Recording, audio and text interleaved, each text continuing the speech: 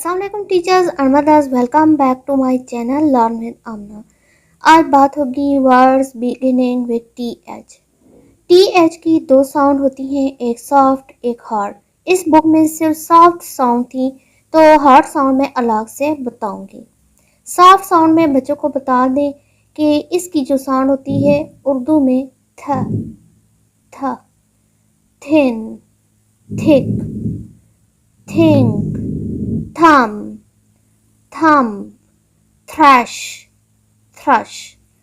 Words ending with T H, यानी कि ending में अगर टी एच आए तो इसकी साउंड कैसे निकलती है।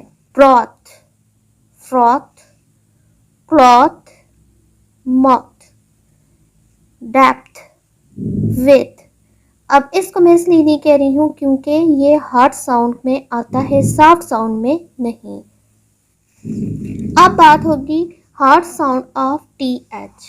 टी एच की जो हार्ड साउंड होती है वो हल्की सी वाइब्रेशन सी पैदा होती है गले में। Then, the, there, they, weather. Next example, those, these. अब जहाँ तक ताल्लुक है कि कहाँ टी एच जो है वो सॉफ्ट साउंड देगा और कहाँ टी एच हार्ड साउंड देगा, जैसे कि कहते हैं कि इंग्लिश इज़ अ ओशन, तो इसका कोई रूल अभी तक नज़र नहीं आया कि किस वजह से टी एच कभी हार्ड साउंड देता है और किस वजह से टी एच कभी सॉफ्ट साउंड देता है। जैसे जैसे आगे बच्चे बढ़ते हैं तो उनको खुद ब खुद पता चलता रहता है। बहरहाल ये है कि टी एच का कम्बिनेशन ज़्यादातर सॉफ्ट साउंड में आता है, हार्ड साउंड बहुत कम आती हैं। तो बच्चों को पहले ही से बता दें, टी एच की हार्ड साउंड होती है दी, हल्की सी वाइब्रेशन निकलती है गले में, और जो सॉफ्ट साउंड होती है वो होती है थ।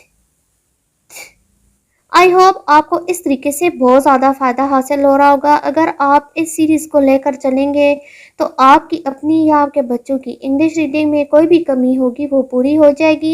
मिलते हैं किसी नए सिलसिले, किसी नए टॉपिक के साथ।